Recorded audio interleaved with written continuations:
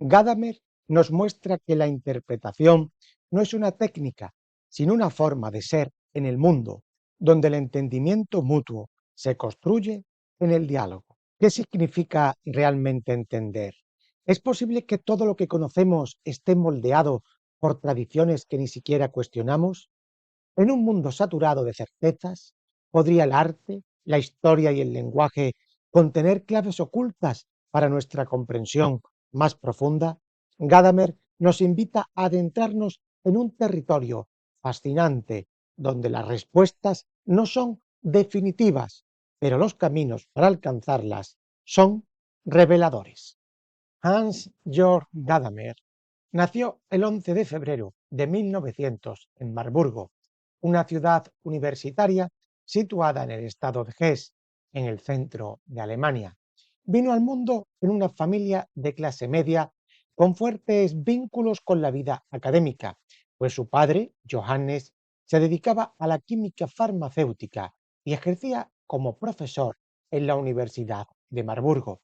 La educación y la cultura tenían, por tanto, un peso notable en el ambiente familiar, de modo que desde su infancia Gadamer se habituó a los libros, a la discusión intelectual y al rigor de la disciplina científica que caracterizaba a su padre. Su primera infancia transcurrió en Marburgo, un lugar marcado por la tradición universitaria y también por un ambiente cosmopolita. Entre sus primeros recuerdos se contaban las visitas a la biblioteca paterna, donde veía a su padre corregir manuscritos o preparar lecciones. Esta atmósfera de estudio se convirtió en el telón de fondo de su niñez. Sin embargo, también se dieron momentos de esparcimiento y de juego, sobre todo en los alrededores de la ciudad, que poseía un paisaje de colinas suaves y bosques muy característicos de esta región alemana. A medida que fue creciendo, Gadamer mostró una inclinación natural por la lectura, la escritura y la reflexión. Asistió a la escuela primaria local, destacando por su facilidad para las lenguas y su curiosidad intelectual en materias como la historia y la literatura alemana. Su madre, Emma, se encargaba de la gestión del hogar y procuraba crear un ambiente de apoyo para su hijo. Durante la adolescencia, Gadamer cursó el Gymnasium de Marburgo y recibió allí una formación basada en las lenguas clásicas y en un estudio intenso de la literatura, la historia y la cultura europea. Este periodo coincidió con los últimos años de la Primera Guerra Mundial. Aunque no llegó a formar parte activa del conflicto, el ambiente que reinaba en la Alemania de aquella época influyó en su visión del mundo y en la manera en que percibía los acontecimientos políticos y sociales. Tras terminar el gimnasio con muy buenas calificaciones, decidió iniciar estudios en la Universidad de Breslau, actual Wrocław en Polonia, a donde llegó en 1918.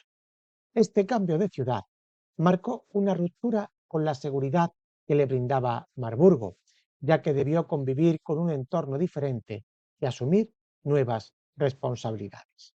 El clima universitario de Breslau se distinguía por su pluralidad intelectual y aunque él todavía no se volcaba en ninguna temática de forma exclusiva, sus intereses lo llevaban a participar en discusiones y en círculos de estudio relacionados con materias humanísticas.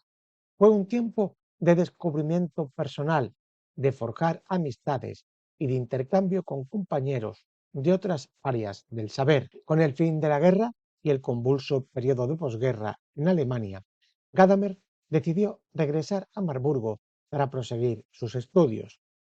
Se reencontró así con su ciudad natal, que supuso un alivio tras la atmósfera inestable de los años anteriores. Allí retomó un ritmo de vida más ordenado y estable.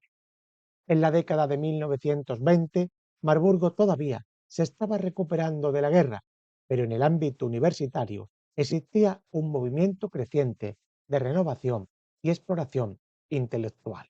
Una vez concluido su doctorado, tuvo la oportunidad de iniciar su carrera académica en su ciudad natal. Obtuvo diversos cargos que lo llevaron a dictar seminarios y asistir a profesores de reconocido prestigio en Marburgo. Sin embargo, buscaba nuevos horizontes y comenzó a considerar la posibilidad de trasladarse a otras ciudades en busca de experiencias diferentes y un desarrollo profesional más amplio. Con la llegada de los años 50, Gadamer se movió por varias ciudades del país, lo que le permitió conocer distintas formas de organización académica y sumergirse en ambientes de investigación variados. En aquellos tiempos, Alemania vivía fuertes tensiones políticas y cambios sociales significativos. Gadamer, centrado en sus responsabilidades académicas, atravesó esta etapa con prudencia y con el afán de salvaguardar su vocación y su dedicación al estudio. Aún así, los efectos de la inestabilidad política no le pasaron desapercibidos. Los nombramientos y los traslados a veces respondían no solo a méritos académicos, sino también a consideraciones de índole política. Hacia finales de los años 30 asumió un puesto de profesor en la Universidad de Leipzig, donde permaneció un tiempo considerable. Aquella institución histórica le ofrecía la posibilidad de trabajar con colegas experimentados y de desarrollar un rol más prominente en la formación de estudiantes. La Segunda Guerra Mundial, que estalló en 1939, configuró de nuevo las dinámicas de la vida académica y personal de Gadamer, aunque él continuó centrado en sus labores universitarias. No obstante, las restricciones y los retos de la época complicaron la investigación, la docencia y la participación en congresos. En la posguerra se observó ya un proceso de reorganización de las universidades alemanas, lo que conllevó al replanteamiento de muchos puestos académicos. Gadamer se trasladó a Frankfurt del Meno durante un breve periodo, desempeñándose en labores de enseñanza y colaboración en la reconstrucción intelectual que se estaba llevando a cabo en todo el país. Posteriormente, en 1949, encontró la oportunidad de establecerse en la Universidad de Heidelberg, un lugar con un prestigio consolidado y una atmósfera que le resultó muy estimulante. En Heidelberg, su vida cotidiana se desarrollaba entre seminarios, charlas y debates. Gadamer siempre tuvo un trato afable. Era conocido por su hospitalidad y su interés genuino en la experiencia de los otros. A pesar de que pasaba buena parte de su tiempo en la universidad, encontraba momentos para pasear por la orilla del río Néctar, disfrutar de la belleza del casco histórico de la ciudad y cultivar amistades dentro y fuera del ámbito académico.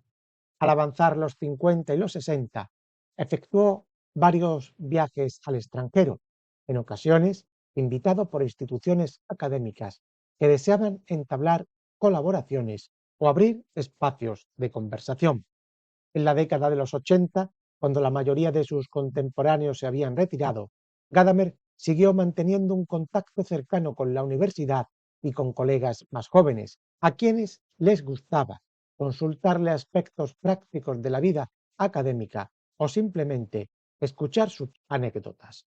Durante los 90 experimentó ciertos problemas de movilidad que en ocasiones lo obligaban a valerse de un bastón para desplazarse. Sin embargo, procuraba no aislarse y mantenía un calendario de reuniones tranquilas y amenas con antiguos discípulos o trataba de alentar a las nuevas generaciones académicas.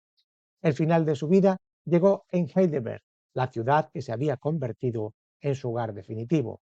Allí falleció el 13 de marzo del 2002, con 102 años de edad, rodeado de la discreción y la serenidad que siempre lo habían acompañado. Trazado su contexto histórico y biográfico, vamos a entrar ahora en los pensadores que influyen y determinan su filosofía. Primero, Platón. El pensamiento dialógico de Platón, especialmente el de sus diálogos, fue central para Gadamer. La noción de la verdad como algo que emerge en el diálogo inspiró su enfoque hermenéutico. También tenemos Aristóteles, sobre todo su teoría de la fronesis, de la prudencia o la sabiduría práctica, influyó en su concepción de la comprensión del mundo como un proceso práctico y situado en la experiencia humana. El Laya Maha, considerado el fundador de la hermenéutica moderna, le aportó la idea de la comprensión como un arte que requiere empatía y reconstrucción del contexto del autor. De Wilhelm Dilthey heredó su énfasis en la historicidad de la comprensión y la distinción entre ciencias naturales y ciencias del espíritu, que sentaron las bases para el desarrollo de su hermenéutica. Maestro directo de Gadamer, Heidegger transformó la hermenéutica en una filosofía del ser. Su concepto de la facticidad y el lenguaje como casa del ser son fundamentales en la obra de Gadamer. También Hegel, sobre todo su idea de la dialéctica histórica, que influyó en la noción gadameriana de la fusión de horizontes que integra pasado y presente en un proceso dinámico de comprensión. Aunque Gadamer criticó a Kant, adoptó de él elementos de su epistemología, como la importancia de las estructuras previas al conocimiento. Gadamer también se nutrió de autores clásicos como Goethe y de poetas románticos, quienes destacaron el valor del arte y la intuición como formas de conocimiento. La obra fundamental de Gadamer es Verdad y Método, publicada en 1960, aunque luego, como veremos, tiene una segunda parte. El texto comienza cuestionando las pretensiones de las ciencias naturales como modelo universal de conocimiento y subraya las diferencias fundamentales entre estas disciplinas y las ciencias del espíritu o ciencias humanas.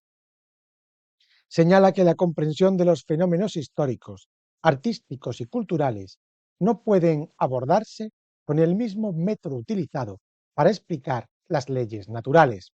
Se introduce así la idea de que la hermenéutica reclama un modo distinto de aproximación, uno que reconozca la dimensión histórica, lingüística y cultural de toda experiencia interpretativa.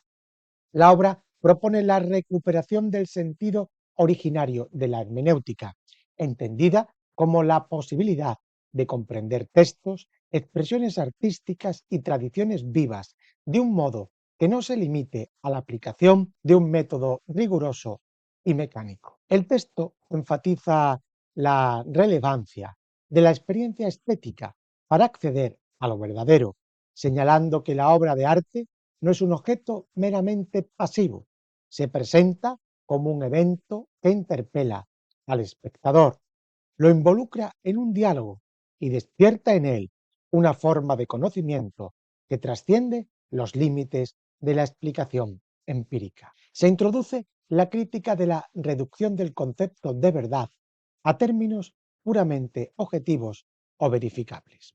Se defiende un horizonte más amplio, donde la verdad también se manifieste en la vivencia y en la comprensión de lo que resuena con nuestra tradición y nuestra sensibilidad. Este planteamiento se relaciona con la tesis de que el entendimiento no se produce en un vacío, sino en el flujo histórico y cultural al que pertenecemos. No hay un punto de partida neutro o aséptico, puesto que toda interpretación está mediada por las precompresiones y prejuicios del intérprete, entendidos no como errores que hay que eliminar, sino como condiciones positivas y necesarias que hacen posible la comprensión. Se despliega la noción de la fusión de horizontes, un término fundamental para explicar cómo surge la comprensión, que parte de la constatación de que todo intérprete vive inmerso en un horizonte propio, conformado por su lenguaje, su tradición y los problemas de su época. Por su parte, la obra, el texto o la expresión que se interpreta encarna otro horizonte, el del tiempo en que fue compuesta, las intenciones de su autor, los lenguajes y las convenciones de ese contexto. La comprensión genuina ocurre cuando esos dos horizontes se encuentran y se transforman mutuamente, generando algo nuevo. Esta fusión no implica borrar las diferencias, sino reconocerlas, negociarlas y producir un entendimiento más profundo. El papel del lenguaje se vuelve central porque no es un mero instrumento para comunicar pensamientos, se convierte en la estructura misma en la que se da la comprensión. Todo lo que somos capaces de interpretar y pensar pasa a través del lenguaje. La conversación, en este punto, se erige como el modelo de la comprensión. En el intercambio dialógico, las partes no imponen unilateralmente sus puntos de vista, sino que se abren a la experiencia del otro y van configurando un ámbito compartido de significados. Se recurre a ejemplos tomados de la historia del arte y la literatura para mostrar cómo ciertos significados resisten una cuantificación o reducción a un enunciado objetivo. La pintura, la poesía y la música constituyen manifestaciones privilegiadas de una verdad que involucra la sensibilidad y el sentido histórico de quien las contempla o estudia. No se trata simplemente de describir las características formales de la obra, sino de dejar que la obra hable y revele su verdad en el diálogo con el espectador. Este diálogo puede renovarse en cada época según las preguntas y las preocupaciones de quienes se asoman a la obra de arte. Se despliega así un amplio debate con la tradición de la estética ilustrada, que tendía a situar la obra de arte en un plano meramente subjetivo o en el extremo opuesto a intentar subsumirla en una teoría científica del arte. Se defiende la posición de que la experiencia estética es una vía de acceso a la verdad, una verdad que no se deja aprehender de modo reductivo. No se niega la utilidad de los análisis objetivos, pero se insiste en que estos jamás agotan la riqueza del encuentro con la obra y con los sentidos que ha suscitado a lo largo de la historia. La postura frente a la tradición se aparta de la tendencia racionalista, que la ve como un lastre que obstaculiza el libre ejercicio de la razón. Desde esta perspectiva, la tradición es un ámbito vivo en el que participamos, un lenguaje que nos habla y al que respondemos consciente o inconscientemente, del mismo modo que no existe un lenguaje privado que pueda aislarse de la historia, tampoco hay un individuo que interprete desde fuera de toda continuidad histórica. Esta inmersión en la tradición, lejos de imponerse como dogma, nos brinda un trasfondo de sentidos compartidos que posibilitan el diálogo y la comprensión. Se cuestiona también la lógica sujeto-objeto que prevalece en las aproximaciones cientificistas. Para la hermenéutica, que aquí defiende Gadamer, no hay un sujeto que desde su neutralidad observe o diseccione un objeto. Hay, en cambio, un encuentro entre interlocutores en el que se construye un sentido compartido. Esta postura involucra un fuerte componente ético y existencial, pues subraya la responsabilidad del intérprete de reconocer su propia finitud y de permanecer abierto a la alteridad de lo que interpreta. Gadamer trata la idea de la comprensión empática, pero la matiza con la afirmación de que no es posible un acceso directo a la conciencia originaria de quien escribió un texto o compuso una obra. Lo que se recibe es siempre algo mediado por la transmisión cultural y el lenguaje. Por ello, la interpretación implica un acto creativo en el que el presente y el pasado se conectan, generando un significado nuevo y actualizado. Se propone una reflexión crítica sobre la aplicabilidad de la hermenéutica a dominios como la jurisprudencia y la teología, áreas donde la interpretación de textos jurídicos o sagrados ha tenido una historia larga y compleja. Muestra cómo en dichos ámbitos se recurre a la idea de la interpretación como aplicación, es decir, la necesidad de actualizar un texto en el contexto específico de la realidad presente. Gadamer critica el predominio del método científico en las ciencias humanas y afirma que no implica negar su valor, sino denunciar el reduccionismo que se produce al suponer que la explicación causal o cuantitativa agota la comprensión de lo humano. Desarrolla también el concepto de la experiencia como algo distinto a la vivencia. Experiencia no es lo mismo que vivencia. La experiencia hermenéutica involucra un proceso de transformación en quien interpreta, el cual asimila las nuevas perspectivas a partir del encuentro con lo interpretado. Esa transformación es siempre parcial, inacabada, y se inscribe en un horizonte temporal que amplía continuamente nuestra comprensión del mundo. El proceso hermenéutico, por tanto, no concluye nunca de modo definitivo. Su riqueza radica en la apertura continua a nuevos significados y matices. El lugar de la pregunta en la interpretación adquiere, por tanto, una relevancia notable. Destaca que toda comprensión comienza con una pregunta. Solo al plantearnos cuestiones de sentido, al problematizar un texto o una obra, abrimos la posibilidad de un verdadero diálogo con ella. La formulación de nuevas preguntas activa la dinámica hermenéutica e impulsa el surgimiento de interpretaciones renovadas, alejadas de la mera repetición mecánica. El texto debate también la pertinencia de hablar de método cuando se trata de hermenéutica. Si bien se reconocen las aportaciones de la filología y la crítica textual como procedimientos útiles, se insiste en que la comprensión humana trasciende cualquier protocolo de pasos fijos. El enfoque propuesto se sostiene en la idea de que la interpretación no sigue una secuencia rigurosa y universal, sino que se asemeja más a un movimiento reflexivo en el que confluyen conocimiento previo, disposición a escuchar y la presencia activa de la obra.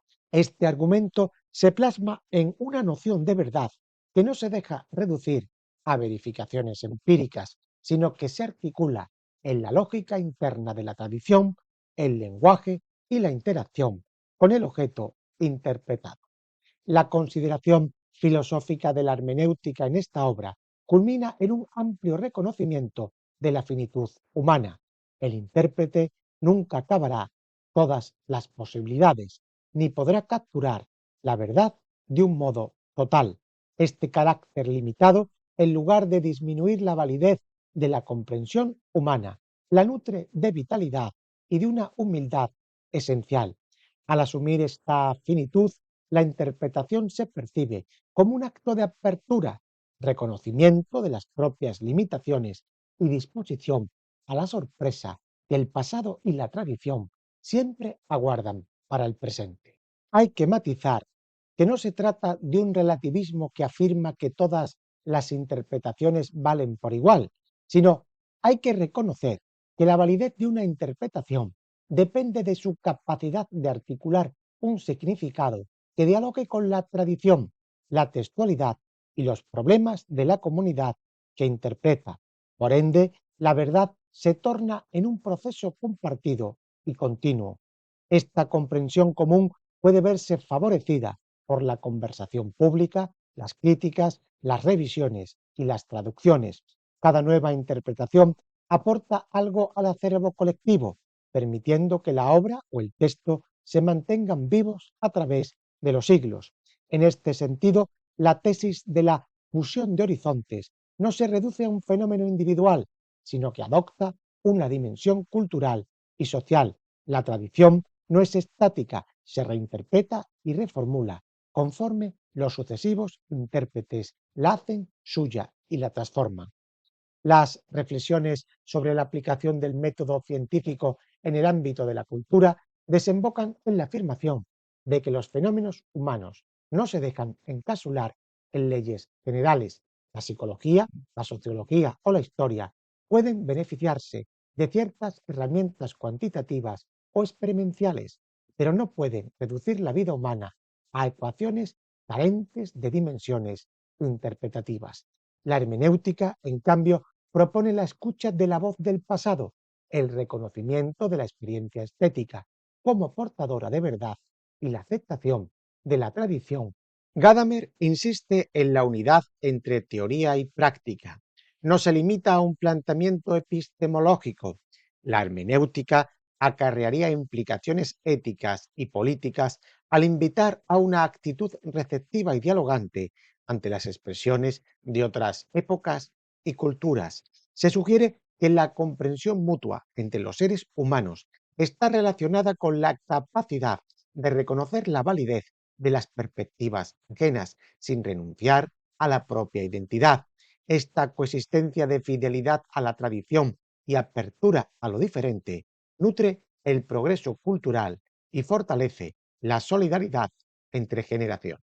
Las discusiones sobre la relación entre verdad y arte subrayan que la obra artística no es un simple reflejo o espejo de la realidad externa, sino un despliegue de sentido que puede revelarnos las dimensiones que de otra manera permanecerían invisibles. El espectador se ve involucrado en un proceso de descubrimiento que no es puramente racional ni meramente emocional, sino una conjunción de ambos aspectos. Se destaca, pues, que este descubrimiento o esta revelación no es definitivo. La obra puede interpelarnos de modos distintos según el momento de nuestra vida y según el contexto histórico, confirmando así la imposibilidad de agotar su sentido. El análisis filológico de un poema, por ejemplo, es necesario, pero no suficiente para captar su esencia.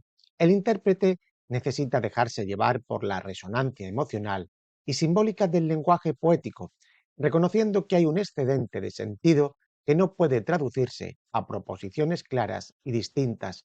Ese excedente alimenta continuamente la reflexión y alienta nuevas aproximaciones.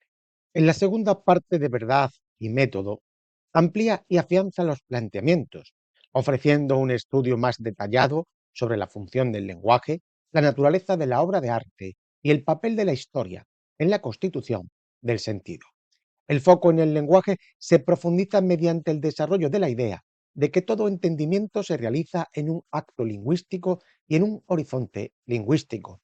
No se interpreta un texto o una obra desde un lugar fuera del lenguaje. Al contrario, el intérprete está siempre situado en un universo léxico y gramatical que contribuye a moldear su forma de preguntar y responder.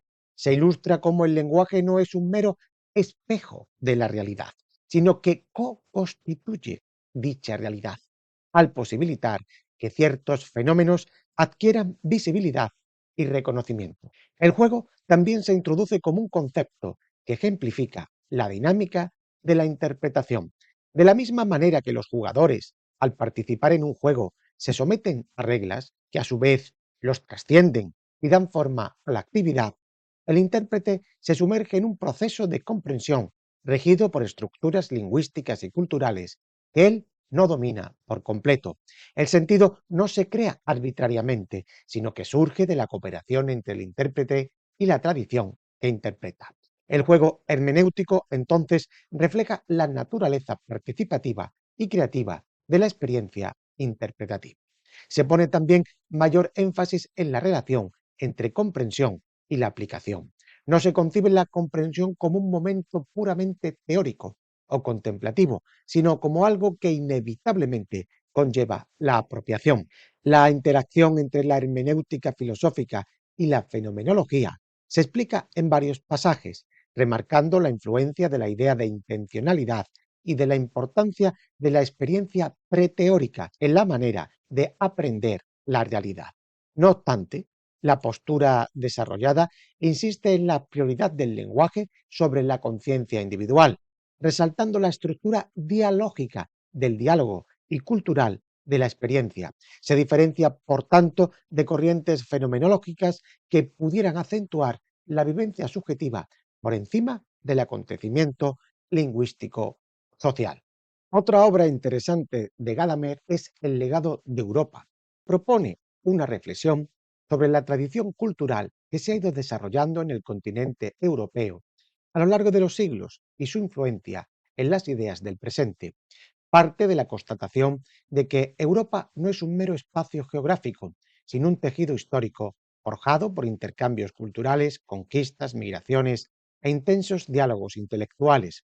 El texto sugiere que para entender ciertos rasgos de la modernidad y de los debates actuales, resulta imprescindible examinar la evolución de aquellos movimientos culturales que han nutrido el imaginario europeo, el legado griego, el cristianismo, el humanismo renacentista o la Ilustración. La obra se centra en la reivindicación de la tradición y el diálogo como formas esenciales de la comprensión europea. No se defiende la tradición como un cuerpo estático de creencias, sino como una corriente viva que enlaza el pasado con el presente.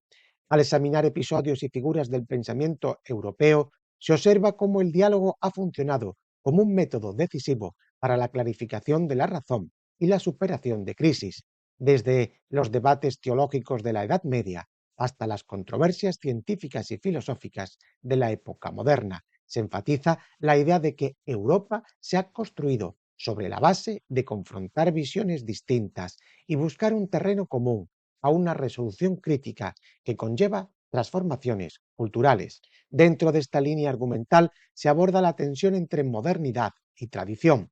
Se destaca el optimismo ilustrado que ha marcado la construcción de las instituciones y los sistemas de pensamiento occidentales, pero al mismo tiempo se pone de manifiesto que esta confianza en la razón y el progreso no puede interpretarse aisladamente, sin prestar atención a las raíces y contradicciones que la sustentan. El texto cuestiona la tentación de la modernidad de creer que puede prescindir del pasado, subrayando la fragilidad de todo proyecto que busque reinventarse sin diálogo con lo heredado. Se afirma que Europa ha logrado revitalizarse gracias a la capacidad de reinterpretar su tradición, no de negarla. La obra ofrece un recuento de las principales crisis culturales y políticas que han sacudido el continente y muestra cómo en los momentos críticos el recurso a la palabra y al encuentro con los demás ha permitido reconfigurar los valores compartidos. El texto no propone una visión idealizada de la historia europea. Al contrario, admite la violencia, las guerras y los autoritarismos que han fracturado esta continuidad. Sin embargo, subraya que en última instancia el diálogo y la reflexión autocrítica han surgido como vías de superación de los conflictos. Se examinan así grandes figuras del pensamiento que encarnan la actitud de cuestionar y renovar la herencia, Descartes, Kant o Hegel. Se atribuye a estos pensadores un papel en la construcción de un legado que, aunque siendo a veces contradictorio, mantiene el núcleo de la razón crítica.